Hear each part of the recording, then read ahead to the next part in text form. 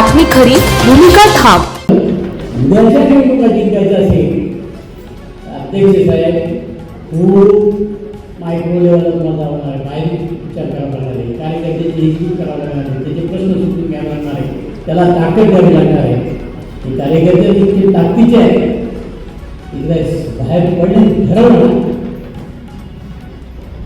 काय मायवाय म्हणजे एवढे ताकदीचे एवढे कार्यकर्ते राष्ट्रवादी पण आज त्या वाटून झाले एकमेव कारण म्हणून ह्या कार्यकर्त्याला उद्या ताकदीशी निवडणुकी जर उभं करायचं असेल, राजकारणामध्ये सगळे खंडे अवलंबले साम दाम दंड भाग सगळ्या गोष्टी आधी सगळे कार्यकर्त्यांना विचारावं. समोरच्या लोकांना उमेदवार घरात सुद्धा तर काही लोक त्यामुळे विरोधी चालू केलं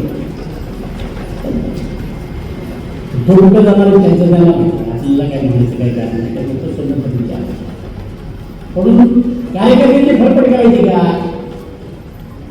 तरी करायचं.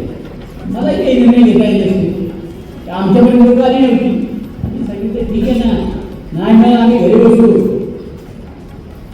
पण माझ्याबरोबर कार्यकर्त्यांची फरफट आणि विश्वासघातकीचं राजकारण दिली कोणी कधी करणार तर त्याची किंमत सुद्धा दिली कोणाला कोणाला लागू नये याची काळजी पक्षाची कितीही पाहिजे एवढंच मला आहे.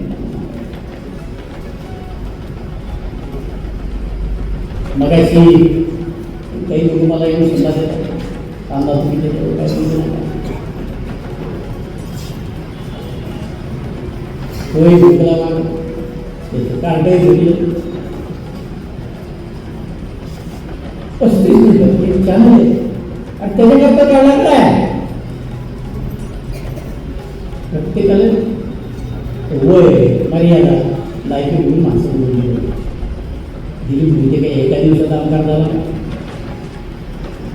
आम्ही लोकांच्या लोकभावनेप्रमाणे आमच्या स्वभावामध्ये बदल केला नको वाईट करणं भीतीच असतं चांगले करायला वेळ आपल्याला लोक चांगलं म्हणतात त्याचा अर्थ असं नाही जी म्हणजे सांगता असं नाही त्याच्या प्रत्येक प्रश्नाचं उत्तर दिली म्हणजे दिल्याच्यावर राहणार आहे आयुष्यावर आठवत अशाच प्रश्नाचं उत्तर देईल की आणि भय माझ्या शब्दकोशामध्ये नाही लागलो मी कामाला ज्या दिवशी मुलाखत त्या दिवसापासून त्यांना आठवण होईल अशाच प्रकारची माझी स्फूर्ती राहिली. मला विचारात करण्याची काही फिकिर नाही होईल तर होईल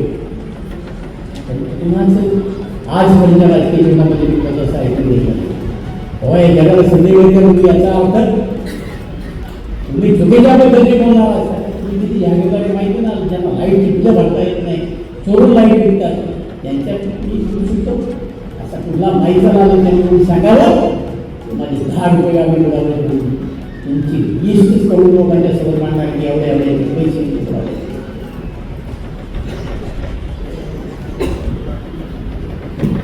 वोट परिवारातून निघाले अशा प्रकारचे माणसं स्वतःला तुला हिंमत नाही कोणा स्वभावाला तुम्ही आमच्यावर सोडला आहे याला सुद्धा काय हिसाब चुकता हो जाएगा इतना ख्याल रखें.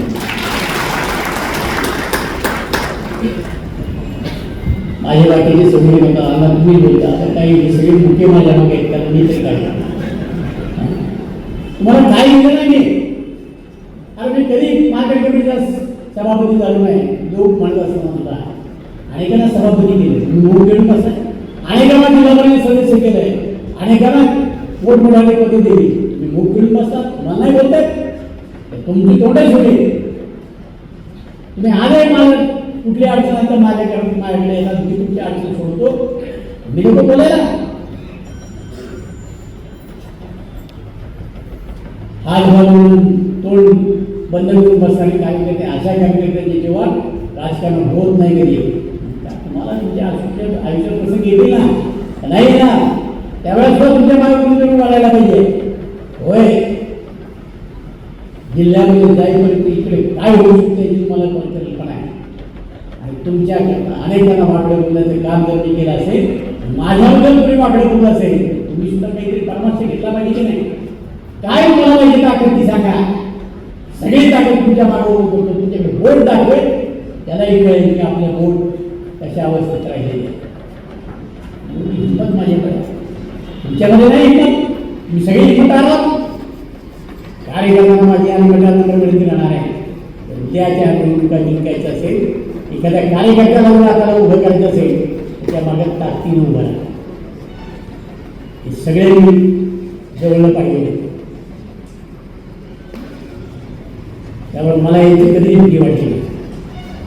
तुम्हालाही सांगतो, तुमची हिंमत असेल अर्ध्या रात्रीला तुमच्याकडून देशमुख नाही आला, सोडून दे राजकारण.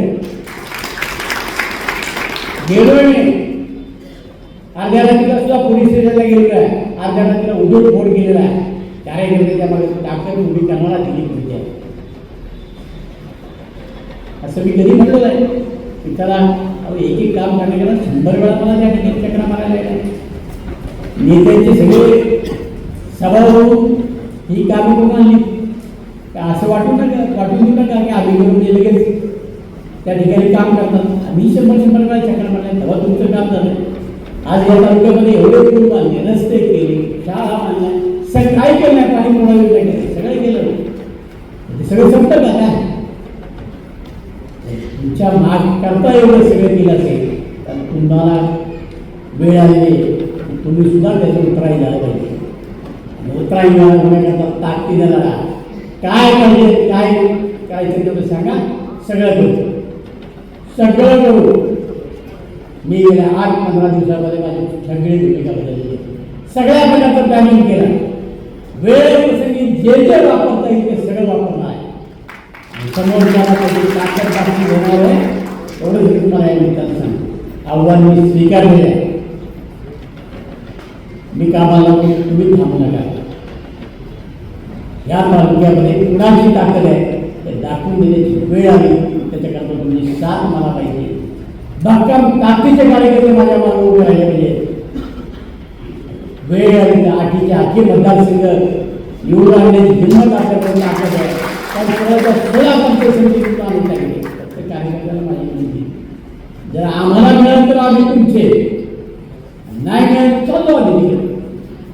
अशाची मला बिलकुल गरज नाही. जे प्रामाणिक आहे, पक्षानं देव तो न देव काय एवढेच पद आहे पक्ष सांगतो का? पक्षाची पद आहेत, अनेक ठिकाणी अनेक संस्था आहेत, अनेक ठिकाणी तिथे पक्षाने ठरवलं तुम्हाला कुठेही घेऊन बसू शकतो. याचा मार्ग आहे तुम्ही करता. म्हणून उद्या जर खेळ तालुका आपल्या परत एकदा नियंत्रणात आणायचं असेल, राष्ट्रपती काँग्रेसची सत्ता असेल ते भेटून नका, कामाला लागा. आजपासून सुरुवात करा. ज्या ज्या ठिकाणी उमेदवार द्यायचे त्या त्या कार्यकर्ते मला माहिती त्याची घरी कर. कुठलं गाव कोणाच्या माहिती, कुठला पुढारी आले तर राजकारण होतो, कुठल्या गावामध्ये माणूस उत्तर झाला निवडून येतो, कुठं माहिती झाला. गेली 40 वर्ष तोच अभ्यास करतो मी, दुसरं काही करत नाही. मला माणूस समोरला दिसला ना कळतं या माणसाचं त्या गावामध्ये किती मोठं आहे, हा माणूस आपल्या किती ताकदीचा आहे. ती माणसं जोडत गेलो तर निवडणुका घडल्या. आणि याच्याकरता आपण सगळ्या मतदारसंघात चोरस असं नाही, एका मतदारसंघामध्ये चोरस आहे. तिथल्या कार्यकर्त्यांनी समजुतीने घेतलं. मला नाही वाटत खेळताना तुला अडचणी येईल, समजून घ्या. एका वेळेला 4 जणांनी मागणी असेल, एकाला द्यायचं असेल तर विचार त्याही बाबतीमध्ये शेवटच्या क्षणाला अध्यक्ष सांगतील, अजितदादा सांगतील त्याप्रमाणे निर्णय आपण घेऊ. अशा ज्या अडचणीच्या गोष्टी येतील असं आहे. माझ्याकडे सगळे कार्यकर्ते येतात. दुसऱ्या कार्यक्रमाने समाजाला गरज नाही की आपण झालं त्याला शब्द दिला, मी कुणालाही शब्द दिले नाही आज सांगायचं. काहीतरी योगदान आहे 25-30 वर्ष मान्य मला, पण येण्याची पेरिस असलं पाहिजे ना. तर तुम्हाला माहिती झालं करोडो रुपये आज खर्च तो राजकारणामध्ये, त्याचाही बाबतीत विचार केला नाही. मी पक्षाचा कार्यकर्ता आहे, माझ्या मागण्या होतो, मी काम करू सुद्धा. असे असंख्य कार्यकर्ते एका मागण्या होतो असं काही कोणीतरी एक पुढे होतो. आता मला आमदार होण्याकरता त्याला 6 निवडणुकीमध्ये आणि त्यांनी आपल्या भावना मागायला त्यांना नाही वाटत आमदार व्हावं म्हणून. नाही, आपला नेता पुढे गेला तर आपण आमदार झाल्यासारखं आहे. असं काही मतदारसंघामध्ये ठीक आहे, आम्हाला त्याची जाणीव नाही असं नाही, आम्हाला कळतं ना त्या कार्यकर्त्यावर अन्याय झाला, त्या प्रत्येक कार्यकर्त्याला न्याय द्यायचं काम आम्ही या ठिकाणी केलं. पण काही म्हणजे काही गोष्टी पुढे जास्त असतात, तरी काहीला सर्वांनी सगळ्याची नावं दिली. कुठे ते जाताना केलं तर अशा लहरी कार्यकर्त्यांची मर्जी सांभाळण्यापेक्षा तिथला सर्वसामान्य कार्यकर्ता उभा करू, त्याच्यामध्ये आम्ही ताकद देऊ. आपल्याला देता येत नाही, सगळ्या प्रकारची ताकद देऊन आपण त्या माणसाला हे करू. जे प्रामाणिक पक्षाबरोबर आहे त्यांच्या मागे आपण ताकद उभं राहू, एवढंच मला या ठिकाणी सांगायचं. आपल्या परिसरातील बातम्या पाहण्यासाठी चॅनलला सबस्क्राईब करा, व्हिडिओला लाईक करा आणि बेल आयकॉन दाबायला विसरू नका.